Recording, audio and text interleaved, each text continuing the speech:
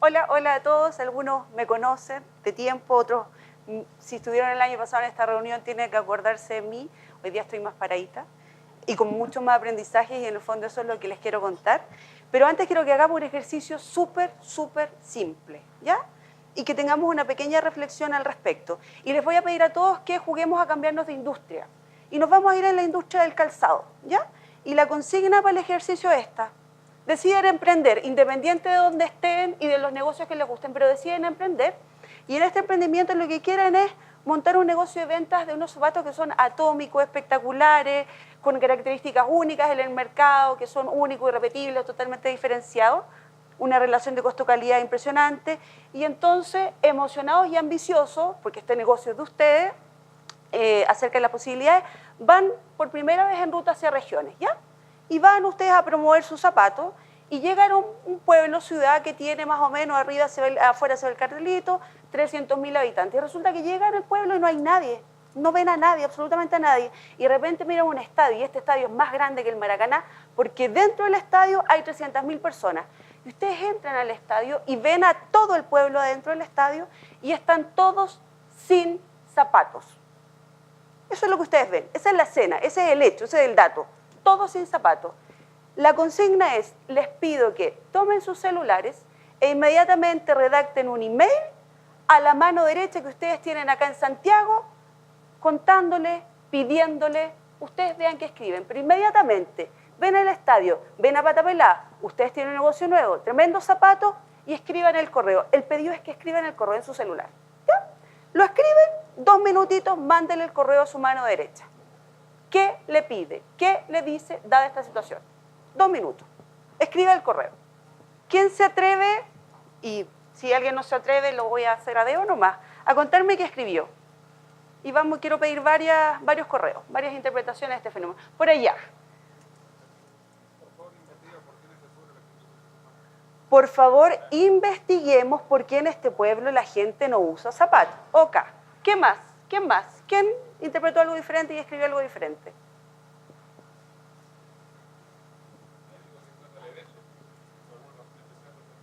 Ok, averigüe en qué están, porque tal vez algo ocurre que están todos sin zapatos. Ok, por ahí había otra manita. ¿Y por ahí no? ¿No? Ya. ¿Quién más? ¿Quién más? ¿Quién más? ¿Hay alguna otra alternativa que sustituya el zapato? Súper. ¿Alguien pidió un contenedor inmediato en este minuto dentro de los asistentes? ¿Sí? Por allá veo uno sí. Hay gente que pidió inmediatamente el contenedor. Escuché por ahí, mientras algunos escribían, mándenos una camioneta de vidrio. ¿Ah? Porque me da lo mismo si necesitan o no necesitan zapatos, yo me haré cargo de que necesiten zapatos. Este ejercicio en general yo lo trabajo y tiene que ver con un poquito todo lo que hemos ido mirando, partiendo por la conversación que hubo con el Claudio Homan en relación a él. Él hablaba de, por una parte, la realidad, el hecho, el dato, lo concreto. Y lo concreto ahí es que hay un estadio donde la gente está sin zapatos. Y la verdad es que nosotros, en tanto y en cuanto seres humanos, no tenemos acceso a la realidad, ¿ya?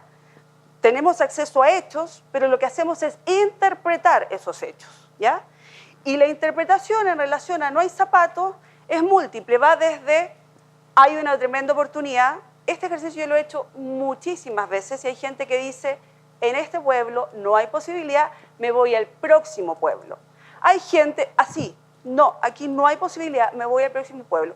Hay gente que dice, manden el camión ya, haga la importación ya, sin pararnos a averiguar si eso tuvo que ver con, es un tema de idiosincrasia, es un tema de cultura, es un tema religioso, porque ya cuando nos metemos en esos territorios, claramente la posibilidad de vender zapatos puede ir disminuyendo. Hay gente que se pregunta, mira, ¿sabes qué? No sé si zapatos o no, pero el tema es que, ¿para qué es el zapato? El zapato tiene que ver con cuidado del pie. Si no es zapato, ¿qué sustituto? Un poquito lo que tú decías, Rubén, hay del zapato. ¿Será una crema especial? ¿Será un calcetín especial? ¿Qué será? Si no quieren zapatos y el foco es cuidar el pie, ¿cómo cuidamos los pies? Y en el fondo los seres humanos somos seres interpretativos, ¿ya? Y yo parto con esto porque he ido escuchando todo lo que ustedes dicen, insisto, partiendo con Claudio Homan, y él decía, el gran problema de la izquierda fue su culpa, la culpa. Y la culpa los hizo tomar decisiones que tienen hoy día el país donde estamos. Se nos ha convencido de que los seres humanos lo que vale, lo que tiene más peso y lo que tiene más poder es la parte lógica y racional. Y yo cada día más soy una convencida de que lo que nos mueve y lo que nos hace decir es justamente un sustrato distinto, que es el sustrato emocional. En todas las conversaciones que he ido escuchando aquí, tú hablaste, a mí me hirieron y yo me movilicé. A mí me pincharon y a mí me pasaron cosas. Tú hablaste de emoción, hablaste del miedo y ese miedo te hizo hacer cosas. La culpa produjo ciertas otras cosas. Entonces, yo les quería mostrar, y después les voy a hacer un corolario de cómo esto lo he vivido en mi vida, la interpretación que tengo yo, y esto, ojo, no lo inventé yo lo he estudiado y en el fondo es lo que enseño, a eso me dedico, a formar equipo, a entrenar a gente, a trabajar con gerentes. Y nuestra interpretación del liderazgo tiene que ver con, primero, entre la conversación del líder nace o se hace. Nosotros tenemos la interpretación de que el líder ni nace ni se hace. El liderazgo es una actividad que se ejerce. Y cualquiera puede ejercer liderazgo. Y ejerce el liderazgo, por ejemplo, un junior que va a retirar cheque y que se da cuenta que en una empresa donde iba una vez al mes, no ha ido en 6 meses a retirar cheque. Y es capaz de levantar esa inquietud a su jefe. ¿Qué pasa con la empresa de allá que nos vamos a retirar cheque? Ejerce el liderazgo un chofer de camión, cuando efectivamente le dice al jefe, ¿sabe qué? Llegué con el camión del lado y bajaron no sé cuántos kilos más que nosotros. ¿Qué pasa si antes éramos los únicos y estábamos más veces? Y eso es ejercer liderazgo. Hay gente que dice que nace, hay gente que dice que se hace. A mí me gusta esta tercera vía. ¿Por qué? Porque es disponible para todos. Y tiene que ver, decimos nosotros, con 3 grandes competencias, que son las competencias del líder. Primero, la capacidad de escuchar al sistema. ¿Ya? Y esta capacidad de escuchar tiene que ver con un poquito lo que hizo hoy día Claudio, de mostrarnos tendencias, de investigo, ¿será una fiesta? ¿Será que no son zapatos? ¿Qué es lo que está pasando aquí? Porque a veces cuando no investigo y me tiro de cabezota a la piscina, puedo cometer errores tremendos. Y lo que me hace tirar de cabezota a la piscina es mi emoción. Aquí hay 300.000 oportunidades, mándenme ya, la ambición, el optimismo, me va a ir bien. Y ahí se paró la decisión, no se paró en otro lado. Esa capacidad de escuchar, de llenarme de información, de traer datos a mi territorio. A su vez, la capacidad de lenguajear. Y la capacidad de lenguajear, y aquí en las historias de todos las hemos visto de una u otra manera, y tiene que ver con, a mí no me la gana. Yo en esta no muero. Yo me atrevo. ¿Ya? El poder declarar. Y la declaración, y aparece en todas las conversaciones que han habido acá, en lo que contabas tú, en alguna parte aparece esto de la estrategia. ¿Qué es la estrategia? La estrategia es un acto declarativo que fija el foco de para dónde vamos. Y la gracia que tiene el lenguaje, lo decía esto que pone Claudio de Michel Foucault, el discurso no es solo palabra, el discurso construye realidad. El acto declarativo construye realidad en tanto tú eres coherente con aquello, ¿ya? Pero el mantener la coherencia y el tener habilitado el declarar se paga primero en el pensar de puedo o no puedo. Si yo juzgo que no puedo, no hay acto declarativo posible, ¿ya? Y se para también en esta sensación del juicio de poder o no poder, que está constituido por las emociones en las que yo vivo. Entonces, yo les quiero contar un poquito mi historia y en particular, por lo que tú contabas, y ojo esto de las empresas familiares que a mí me toca muchísimo. Yo vengo de una empresa familiar, yo desde los 12 años de edad escuché que tenía que hacerme cargo de la empresa de mi papá, abogado de profesión, estudié Derecho porque él quería que yo estudiara Derecho. ¿Por qué? Porque había que tener un abogado en la familia. Y trabajé hartos años con él, 20 años. Como no tenía habilidades técnicas y me conté harto tiempo de esto de que yo de finanzas no sé, me fui a todo el mundo de las habilidades genéricas y me formé como coach y después el coaching avanzado y el recontra coaching y el super coaching y magíster en psicología de las organizaciones y títulos que al final hoy día lo miro y daban cuenta de puro miedo.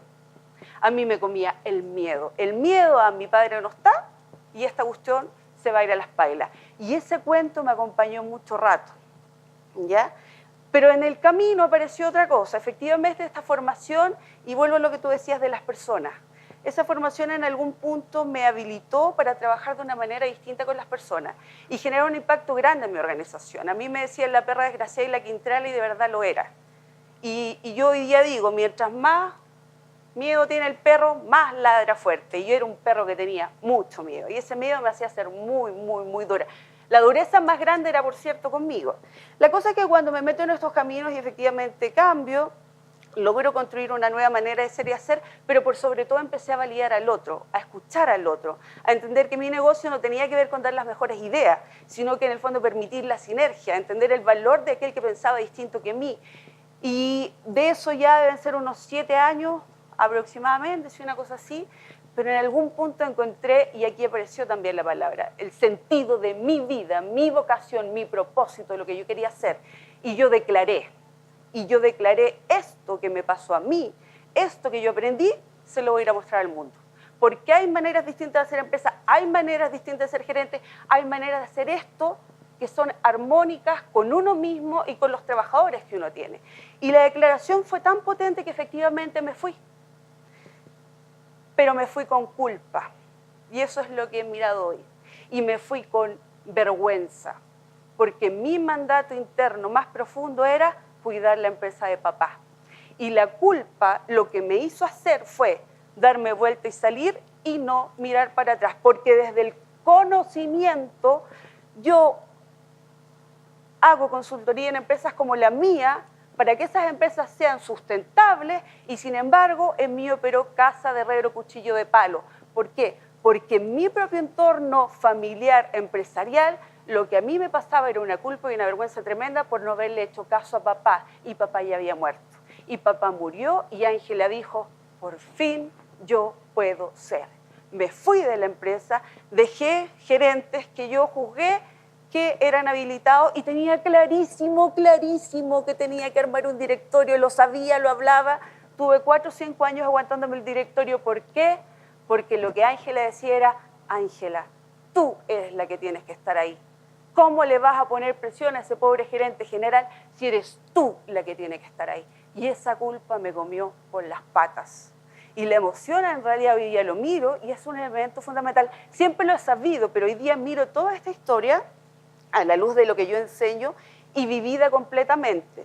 Cuento corto, para los que no estaban el año pasado, efectivamente me llamaron después de 5 años, yo me dedico a consultoría, soy feliz, de hecho me pasa que digo, ¿cómo me pagan? Yo pagaría por estar trabajando en esta empresa o haciendo esta capacitación y sin embargo me pagan, me va muy bien, soy muy reconocida en el mercado de lo que hago y el año pasado me avisan que mi empresa está haciendo aguas y sí, las empresas mueren por la caja. 1.000 millones en órdenes de compra, era lo que teníamos y no teníamos un puto peso para importar. Definí escenarios, me tomó la arrogancia, no, si yo me he parado, yo soy hija de Antonio Díaz, a mí no me la ganan, esta no me la ganan. Y además dejé de escuchar, porque la culpa era tal que no hubo espacio. De hecho, si hablamos de gestión emocional y la gestión emocional tiene que ver con, la emoción nos va a tomar siempre, pero la gestión emocional tiene que ver con reconozco esa emoción y busco maneras de salir de esa emoción, porque una emoción negativa nos lleva por el despeñadero.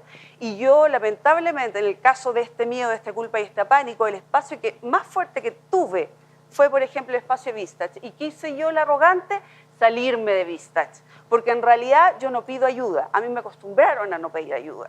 El juicio de mi padre es, usted se las arregla solita. Me las arreglé solita, no me las arreglé.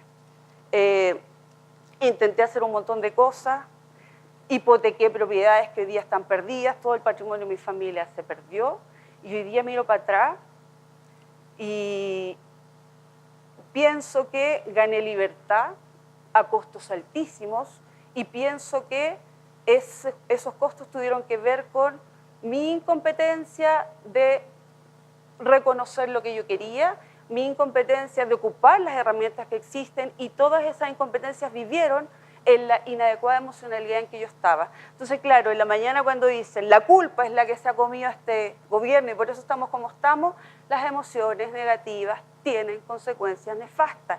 Y una labor fundamental de ustedes, en el fondo, tiene que ver con gestionar sus emociones, gestionar las de los equipos y en particular en las empresas familiares. Ojo con los mandatos que hay a los hijos. A veces los hijos no encontramos y no nos vemos con el derecho de decir esto yo no lo quiero, porque es tanto el amor, es tanto el reconocimiento a lo que se construyó que yo no tengo el derecho de decir esto no es para mí. Y cuando el llamado es grande, y para mí el llamado de cambiar el mundo es tan grande que el resto quedó botado. De pésima manera lo tengo claro. Y hoy día miro para atrás las propiedades de mi papá, que eran 2 propiedades importantes, cuando yo recién llegué a la empresa estaban hipotecadas al Banco de Chile por una deuda de 100 millones. que no era nada. La deuda de la empresa llegó a 4.500 millones.